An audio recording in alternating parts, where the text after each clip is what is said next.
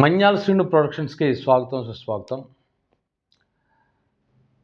ఈ మధ్య సోషల్ నెట్వర్క్లో ఎక్కువగా ట్రెండ్ అవుతుంది.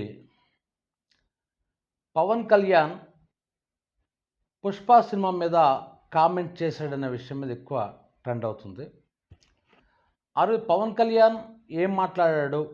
ఆయన ఒక డిప్యూటీ సీఎంగా, అటవీ శాఖ మంత్రిగా ఒక సమావేశంలో మాట్లాడుతూ ఆయన చెప్పింది ఏంటంటే,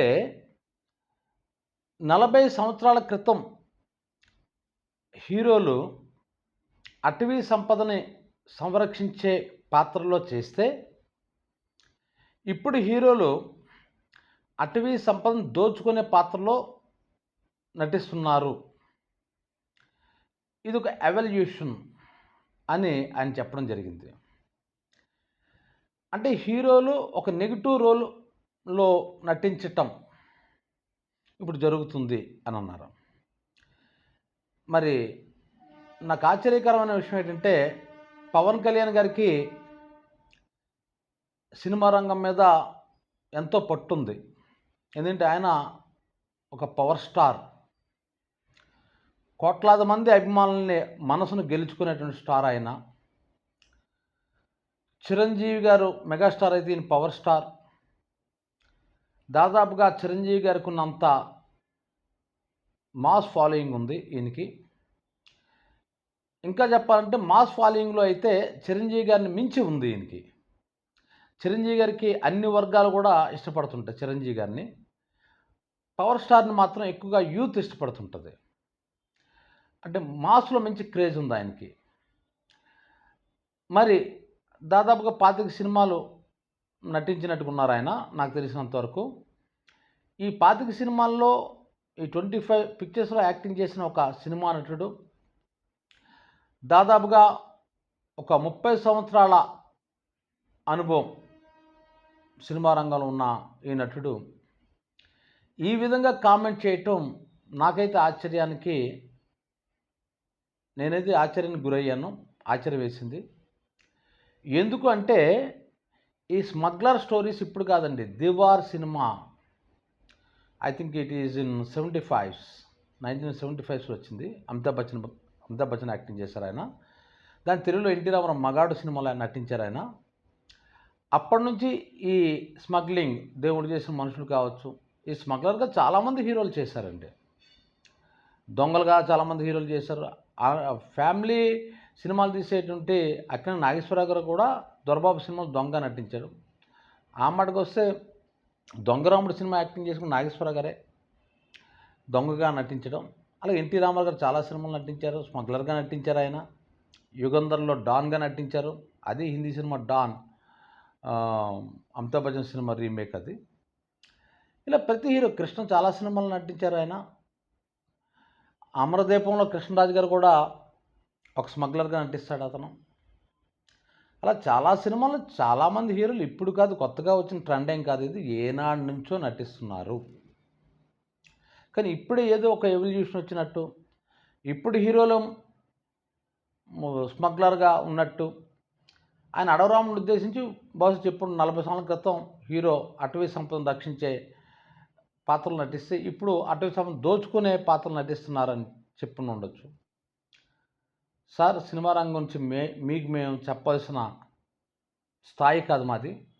కానీ ఒక్కసారి జ్ఞాపకం తెచ్చుకోండి, చిరంజీవి గారు ఎన్ని సినిమాలు నటించారు దొంగగా. అలాగే స్మగ్లర్గా చేసిన సినిమాలు ఉంటాయి, దొంగగా చేసిన నటుడైన తర్వాత రకరకాల పాత్రలు వేయాలి, అందరూ వేశారు. ఈరోజు బన్నీ కూడా వేశాడు. మీరు ఒక విషయం మర్చిపోతున్నారు, ఆ క్యారెక్టర్కి నేషనల్ అవార్డు వచ్చింది. ఇంకా చెప్పాలంటే తెలుగు సినిమా ఇండస్ట్రీలో ఏ హీరోకి ఇంతవరకు నేషనల్ అవార్డు రాలేదు. ఫస్ట్ టైం బన్నీ అవార్డుని పొందాడు.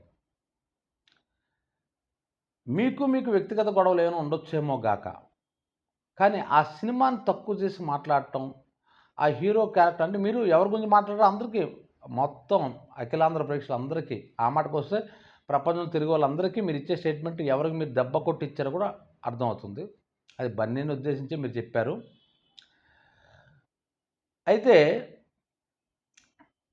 బన్నీ ఆ క్యారెక్టర్ ఎంతకు ఒదిగిపోయాడో అది చూసినటువంటి జ్యూరీ ఆయనకి నేషనల్ అవార్డు ఇచ్చింది.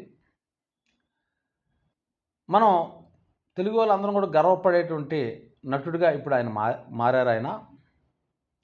అయితే మీ వ్యక్తిగత గొడవల కోసం మీరు ఈ స్టేట్మెంట్ ఇచ్చారని అర్థమవుతుంది. ఎందుకంటే ఎలక్షన్‌లో ఆయన వైసీపీ నాయకుడిని సపోర్ట్ చేశాడనేటువంటి ఫీలింగ్ మీలో ఉండొచ్చు.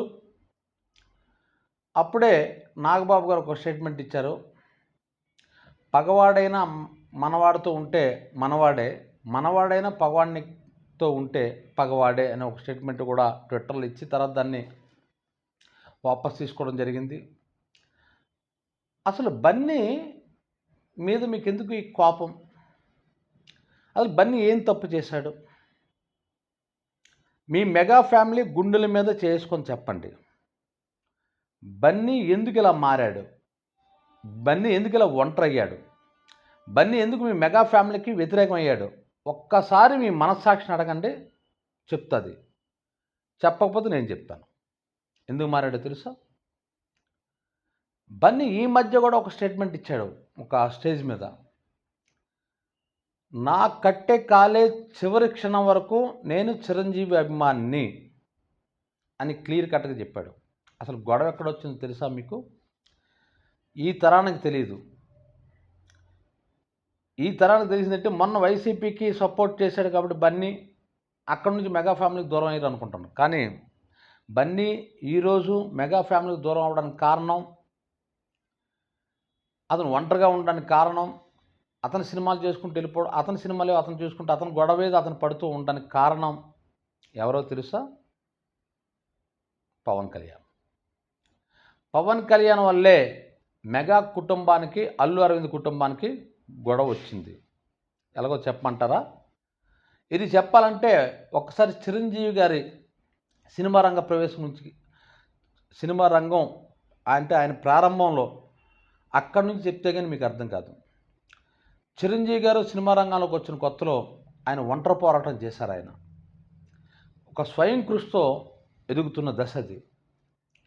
అలాంటప్పుడు చిరంజీవి గారికి అల్లు రామలింగయ్య గారు కూతురునిచ్చి, అంటే బన్యాల మేనత్త అల్లు అరవిందాలు సిస్టర్ ఇచ్చి పెళ్లి చేశారు. నిజానికి సినిమా రంగం ఎలా ఉంటుందంటే, మనం ఏ స్థాయికి ఎదిగినా సరే ఒక 4 సినిమాలు ఫ్లాప్ అయితే మళ్ళీ మన తెరమరుగు అయిపోయే అవకాశాలు చాలా ఎక్కువ ఉంటాయి. అందుకే బ్యాక్గ్రౌండ్ సపోర్ట్ ఉండాలి. అది లేని వాళ్ళంతా కూడా తెలుగు సినిమా చరిత్రలో మట్టి కలిసిపోయారు. చిరంజీవి గారు చాలా కష్టజీవి. ఆయన చాలా కష్టపడ్డాడు. ఆయన ఎందుకంటే ఆ రోజుల్లో ఎన్టీఆర్ గారు, ఏఎన్ఆర్ గారు, కృష్ణ గారు, కృష్ణరాజు గారు, శోభన్ బాబు గారు, ఈ 5గురు ఈ తెలుగు సినిమా రంగాన్ని ఏలుతున్న రోజుల్లో ఎటువంటి గ్లామర్ లేకుండా ఒక చామంచాయ రంగుతో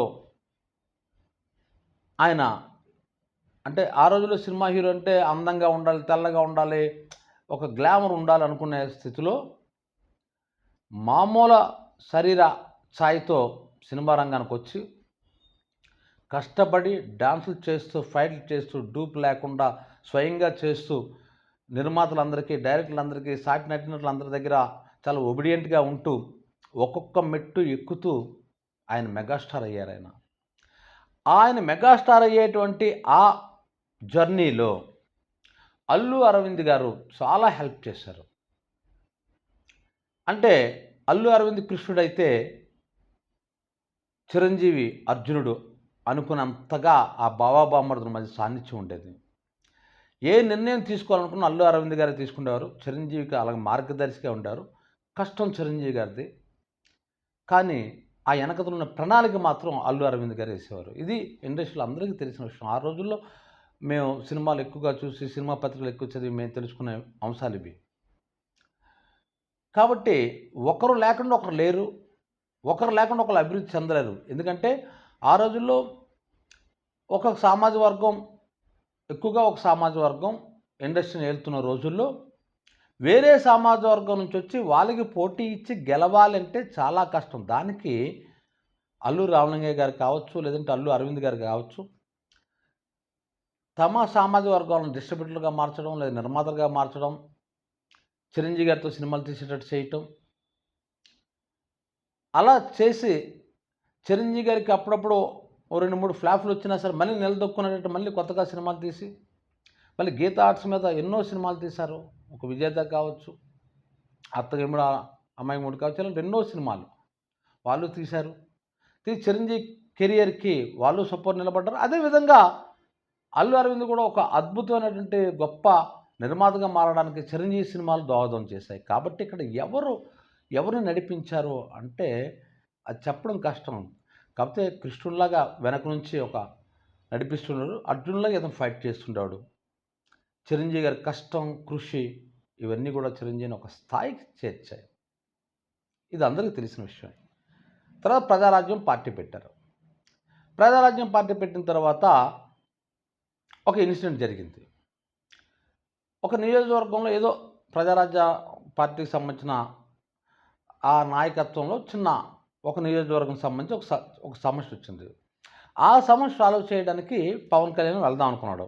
ఎందుకంటే అప్పుడు అతను ప్రజారాజ్యం యువరాజ్యం తాలూకా అధినేత, ఆయన ప్రజారాజ్యం పార్టీలో వెళ్దాం అనుకుంటే అల్లు అరవింద్ గారు ఏమన్నారంటే, అయితే చరణ్ బన్నీ వెళ్ళి సాల్వ్ చేస్తారు అన్నారు. దాంతో పవన్ కళ్యాణ్ కోపం వచ్చింది. ఒక సామాజికంగా ఆలోచించడం కావచ్చు, సామాజిక బాధ్యత ఉన్న నేను కాకుండా వాళ్ళకేం తెలుసు, ఆ పిల్లలు సినిమాలు నటించడం సమాజం మీద అవగాహన లేని వాళ్ళని పంపిస్తాను, కనీసం నాకు ఆ గౌరవం ఇవ్వలేదు అని అతను అలిగాడు. ఈ విషయం నేను చెప్తుంది కాదు, మీరు పాత వీడియోస్ చూడండి, పవన్ కళ్యాణ్ ఇచ్చిన స్టేట్మెంటే. ఎందుకు పవన్ కళ్యాణ్ కోపం వచ్చింది అంటే, తనని కాకుండా అల్లు అర్జున్ని కానీ లేదా రామ్ చరణ్ కానీ పంపిద్దాం అని అల్లు అరవింద్ అనడంతో ఆయన మనస్తాపం చెందాడు. తర్వాత ఆయన పార్టీకి దూరంగా ఉంటూ వచ్చాడు. అతను అంటే ఎలక్షన్లో పార్టీ పెద్దగా విజయం సాధించకపోవటం వచ్చాడు. వచ్చిన తర్వాత చిరంజీవి గారి పార్టీని కాంగ్రెస్ పార్టీలో, ప్రజారాజ్యం పార్టీని కాంగ్రెస్ పార్టీలో కలిపేయటం జరిగింది. అప్పుడు ఐ థింక్ అప్పటి రక్షణ శాఖ మంత్రి ఆంటోనీ చిరంజీవి గారి ఇంటికి వచ్చి చిరంజీవి గారితో చర్చ జరిపిన తర్వాత చిరంజీవి గారి సోనియా గాంధీ సమక్షంలో, రాహుల్ గాంధీ గారి సమక్షంలో పార్టీని కలిపేశారు కాంగ్రెస్ పార్టీలో. కలిపినంత ఆయనకి సెంట్రల్లో ఓ మినిస్టర్ పదవి కూడా ఇవ్వడం జరిగింది. దాని మీద కూడా ఏవో విమర్శలు వచ్చాయి. అవి విమర్శలు మాత్రమే లేదా ఆరోపణలు మాత్రమే, అది నిజమేంటో ఎవరికీ తెలియదు. అది పక్కన పెడితే మొత్తం కలిపేయడం జరిగింది. ఆ తర్వాత పవన్ కళ్యాణ్ గబ్బర్ సింగ్ సినిమా విడుదలవటం, మంచి క్రేజ్ సంపాదించుకోవడం, ఆ సినిమా మాస్లో ఇంకా చెప్పాలి ఒక మాస్ హిస్టరీగా మారిపోయింది. యూత్ అంతా కూడా పవన్ కళ్యాణ్ ఎవడనెత్తే కొట్టేసి చంపేసి అంత తీవ్ర స్థాయిలో పవన్ కళ్యాణ్ అభిమానులు మారిపోయారు. అంతగా పిచ్చెక్కిపోయారు. ఒక మాస్ హిస్టరీ లాగా వచ్చేసింది. వచ్చేసిన తర్వాత ఏం జరిగింది అంటే, ఏ హీరో ఫంక్షన్ అయినా సరే ఈ పవన్ కళ్యాణ్ అభిమానులు వెళ్ళి అలరపడ్డం మొదలుపెట్టారు. పవర్ స్టార్ అని గోల్ చేయడం మొదలుపెట్టారు. ఆఖరికి రాజమౌళి గారు ఎంతో ప్రతిష్టాత్మకంగా భారతదేశ గౌరవాన్ని ప్రపంచ దేశాల్లో చాటేటట్టు ఒక తెలుగు డైరెక్టర్ ప్రపంచ స్థాయిలో ఒక సినిమా తీసే బాహుబలి ఫంక్షన్లో కూడా ప్రభాస్ స్టేజ్ మీద ఉంటుండగా, రాజమౌళి స్టేజ్ మీద ఉంటుండగా పవన్ కళ్యాణ్ అభిమానులు పవర్ స్టార్ అని కేకలేయడం మొదలుపెట్టారు. అలా ఏ హీరో ఫంక్షన్ అయినా సరే కేకలేయడం మొదలుపెట్టారు. ఏ రోజు కూడా పవన్ కళ్యాణ్ దాన్ని ఖండించలేదు. అప్పట్లో మనం ఇలా చేయకూడదు, వాళ్ళు ఫంక్షన్కి వాళ్ళు ఏదో ఎంజాయ్ చేస్తున్నారు, వాళ్ళు ఏదో వాళ్ళ సినిమా ప్రమోషన్ చేసుకోవాలనుకుంటున్నారంటే మనం వెళ్ళి అలా పాడు చేయకూడదు, అలా గోల్ చేయకూడదని కనీసం ఒక స్టేట్మెంట్ కూడా ఇవ్వలేదు పవన్ కళ్యాణ్. అది ఎంత దాకా దారి తీసిందంటే, చిరంజీవి గారు ఒక ఫంక్షన్లో మాట్లాడుతుంటే పవర్ స్టార్ అని పెద్ద కేకలేసి చిరంజీవి గారిని కూడా మాట్లాడినవ్వకుండా చేశారు. అక్కడ కాలింది బన్నీకి. అంతేగాని వ్యక్తిగతంగా వీళ్ళిద్దరి మధ్య ఏ గొడవలు లేవు. బన్నీ సినిమాలు బన్నీవే, పవన్ కళ్యాణ్ సినిమాలు పవన్ కళ్యాణ్వే. కానీ ఎక్కడ మండింది? ఈరోజు ఒక పవన్ కళ్యాణ్ సినిమా ఇండస్ట్రీలో ఉన్న, ఒక బన్నీ ఉన్నా, ఒక వరుణ్ తేజ్ ఉన్నా, ఒక నాగబాబు గారు ఉన్నా, ఎవరున్నా సరే వాళ్ళ కుటుంబం నుంచి రామ్ చరణ్ ఉన్నా ఎవరున్నా సరే దానికి కారకులు ఎవరు? చిరంజీవి గారు. చిరంజీవి గారు అనేటువంటి ఒక వ్యక్తి లేకపోతే ఈ మెగా ఫ్యామిలీ ఎక్కడిది? వీళ్ళకి ఎవరు అవకాశాలు ఇస్తారు? వీళ్ళు మించిన టాలెంట్ లేరా ఆంధ్రప్రదేశ్లో? చాలామంది ఉన్నారు, కానీ అవకాశాలు ఎక్కడివి? ఒక సినిమా ఫ్లాప్ అయితే మట్టి కొట్టుకుపోతారు. కానీ వాళ్ళందరినీ కాపు కాసుకుంటూ చిరంజీవి గారు తను కష్టపడి ఒక మార్గాన్ని ఏర్పాటు చేసి వీళ్ళందరినీ ఆ రూట్ని నడిపించేటువంటి అటువంటి వ్యక్తి మాట్లాడుతున్నప్పుడు పవన్ కళ్యాణ్ అభిమానులు చేసే అల్లర వల్ల బన్నీ హర్ట్ అయ్యాడు. ఒక ఫంక్షన్లో బన్నీ మాట్లాడుతుంటే పవర్ స్టార్ జిందాబాద్, పవర్ స్టార్ జిందాబాద్, పవర్ స్టార్కి జిందాబాద్ చెప్పమని, జై కొట్టమని పవన్ కళ్యాణ్ అభిమానులు అల్లరి చేస్తే అప్పుడు బన్నీ బరస్ట్ అయ్యాడు. అయ్యి ఓ మాట చెప్పాడు, అయ్యా చిరంజీవి లేకపోతే నేను జై కొడతాను, నేను జై కొట్టను, నేను పవర్ స్టార్ అన్నాను, ఏం చేస్తారు చేసుకోండి అని చెప్పేసి అప్పుడు బరస్ట్ అయ్యాడు అతను. బరస్ట్ అయ్యి పై హీరో ఫంక్షన్ కూడా మీరు చేసుకునేకుండా చేస్తున్నారు, ఆఖరి చిరంజీవి గారు మాట్లాడినా సరే ఆయన్ని మాట్లాడకుండా మీరు అల్లరి పెడుతున్నారు అని చెప్పేసి ఆ రోజు గట్టిగా ఖర్చుకి ఇచ్చాడు పవర్ స్టార్ అభిమానులకి. మీరు ఆ వీడియో కానీ చూసినట్లయితే ఆ డైలాగ్స్, ఆ మాటలు బన్నీ ఆ మాటలు చెప్తున్నప్పుడు అటు నాగబాబు కానీ అటు వరుణ్ తేజ్ కానీ వీళ్ళంతా కూడా చప్పట్లు కొట్టారు. చూసుకోండి ఆ వీడియో. అంటే వాళ్ళ మనసులో ఉన్నదాన్ని బన్నీ బయటికి చెప్పాడు. ఆ తర్వాత ఇంకొక ఇన్సిడెంట్ జరిగింది. మెగాస్టార్ కాంపౌండ్లో ఏ హీరో సినిమా ఫంక్షన్ కూడా పవన్ కళ్యాణ్ రావటం లేదు, కానీ పవన్ కళ్యాణ్ అభిమానులు అల్లరి పెడుతున్నారు, గోల్ చేస్తున్నారు, పవర్ స్టార్ అని. అప్పుడు ఒకసారి నాగబాబు కూడా బరస్ట్ అయ్యాడు. మీకేనా పవర్ స్టార్ అంటే ఎవరు? నా తమ్ముడు కళ్యాణ్ బాబు, మేము చెప్తున్నాం, కానీ ఏ ఫంక్షన్ రావటం లేదు. మీరు నిజంగా అభిమానులు అయితే కళ్యాణ్ బాబుని ఫంక్షన్ రమ్మని చెప్పండి, తీసుకురండి అని చెప్పి పెద్ద ఎత్తున కేకలేశాడు పవర్ స్టార్ అభిమానుల మీద. ఈ వీడియో కూడా సోషల్ నెట్వర్క్లో ఉంది, చూసుకోండి. ఇక్కడ తర్వాత మళ్ళీ వాళ్ళు కలిసిపోయారు. కానీ ఎప్పుడైతే బన్నీ ఆ మాట అన్నాడో పవన్ కళ్యాణ్ మండింది. కానీ బన్నీ ఎవరి కోసం అన్నాడు? ఎవరి కోసం చెడ్డయ్యాడు? మెగా కుటుంబానికి, చిరంజీవి గారి కోసం చెడ్డయ్యాడు. లాజిక్ చూడండి అక్కడ. బన్నీ నా ఫంక్షన్ మీరు నాశనం చేస్తున్నా అనలేదు, ఇతర హీరోల ఫంక్షన్ని మీరు పాడు చేస్తున్నారు, ఆఖరి చిరంజీవి గారిని కూడా మాట్లాడకుండా చేస్తున్నారు, నేను పవర్ స్టార్ జిందాబాద్ అన్నను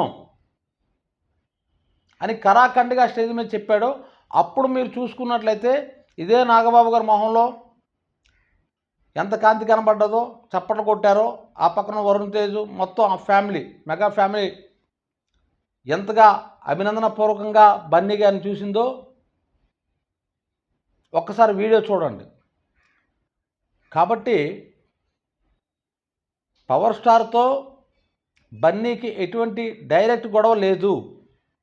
గొడవ వచ్చిందల్లా చిరంజీవి గారిని కూడా మాట్లాడనివ్వకుండా పవర్ స్టార్ అభిమానులు అల్లరి పెడితే కనీసం ఖండించలేదు, అందుకే గొడవ వచ్చింది. తర్వాత సపరేట్గా వాళ్ళు ఉన్నారు.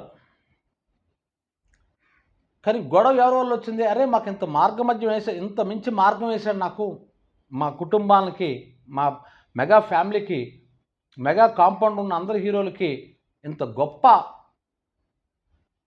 దారిని ఏర్పాటు చేసిన సినిమా రంగంలోకి మా చిరంజీవి గారు, మా మామయ్య. అటువంటి చిరంజీవి గారి విలువ లేకుండా పోయింది అన్న బాధపడ్డాడు ఆ రోజు. ఆ బాధే ఈ గొడవకి దారితీసింది. చిత్రం ఏంటంటే ఇప్పుడు మెగా ఫ్యామిలీ అంతా ఒకటైపోయింది, బన్నీని ఒంటరి చేశారు.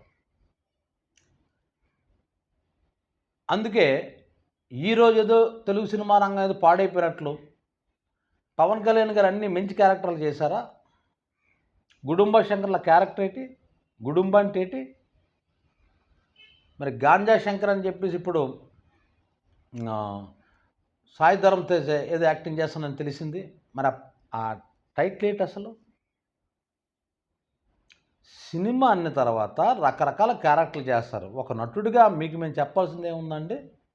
మీకే తెలుస్తుంది కదా. పిచ్చోడు క్యారెక్టర్ చేసి పిచ్చోడేనా, తాగుబోతు క్యారెక్టర్ చేసి తాగుబోతేనా, స్మగ్లర్ క్యారెక్టర్ చేసి స్మగ్లరేనా? అంటే మీరంతా కూడా దేశభక్తి సినిమాలు, సందేశాత్మక సినిమాలో నటించారా? ఒక బన్నీ ఒక్కడే స్మగ్లర్గా నటించాడా? మాట్లాడడానికి కూడా అర్థం పడుతూ ఉండాలంటే.